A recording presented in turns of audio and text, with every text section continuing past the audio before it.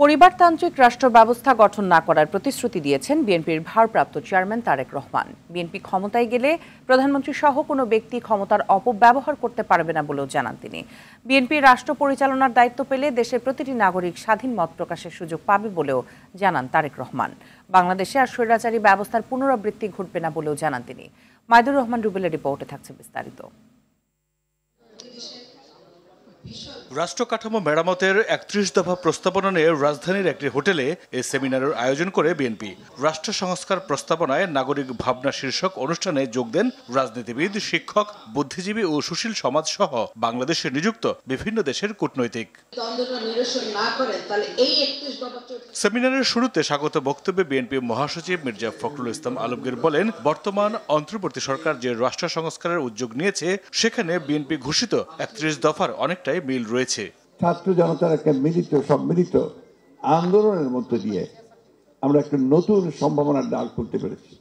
অর্থাৎ ফ্যাসিবাদের যে ভয়ঙ্কর একটা দানব আমাদের উপর চেপে বসেছিল তাকে সরিয়ে আমরা একটা নতুন একটা পৃথিবীর। দেশের জনগণ মৌলিক রাজনৈতিক ও নাগরিক অধিকার রক্ষায় বিএনপির ঘোষিত ৩১ দফার সাথে ঐক্যমতের সুর ছিল সবার বক্তব্যেই। মাঝে মাঝে যখন দেখি যে কেউ কেউ বলে সংস্কার শেষ করে তারপরে ভোট, তখন আমার মনে হয় জিজ্ঞেস করি, ভাই শেষটা কোথায় করবেন? নতুন বাংলাদেশ যদি চান তাহলে দেশে গণতন্ত্র লাগবে, সেজন্য ভোট লাগবে, এমন একটা ভোট যেটা সবাই গ্রহণ করতে পারে।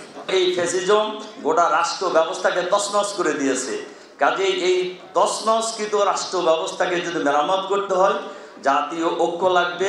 প্রধান অতিথির বক্তব্যে তারেক রহমান অঙ্গীকার করে বলেন, কোন সরকারই যেন স্বৈরাচার হয়ে উঠতে না পারে, সে কারণে প্রধানমন্ত্রী সহ সবাইকে জবাবদিহিতার আওতায় রাখা হবে। আগামীর বাংলাদেশে আর কোনো ব্যক্তি, এমনকি প্রধানমন্ত্রীও স্বৈরাচারী হয়ে ক্ষমতার অপব্যবহার যেন করতে না পারে। রাষ্ট্রের সর্বোচ্চ পর্যায় থেকে শুরু করে সরকারের প্রতিটি লেভেলে চেষ্টা করা হবে নিশ্চিত করতে কেউ জবাবদিহিতার ঊর্ধ্বে নয়। বিএনপি ক্ষমতায় গেলে গণমাধ্যমের স্বাধীনতা নিশ্চিত সহ আওয়ামী লীগের মতো পরিবারতান্ত্রিক রাষ্ট্র কাঠামো তৈরি না করার প্রতিশ্রুতি দেন তারেক রহমান। আমরা সবাই এমন একটি দেশ গড়তে চাই যেখানে আর কখনো ফ্যাসিবাদ বা স্বৈরাচার মাথাচাড়া দিয়ে উঠবে না বা উঠতে পারবে না। কর্মসংস্থান সৃষ্টি করে আয় রোজগারের ব্যবস্থা নিশ্চিত করার পাশাপাশি মানুষের ভাগ্যের পরিবর্তন সংস্কারের উদ্দেশ্য হওয়া উচিত বলে মনে করেন তারেক রহমান। নিত্য প্রয়োজনীয় দ্রব্যের দাম স্থিতিশীল রাখবে। মাইদুর রহমান রুবেল, RTV, ঢাকা।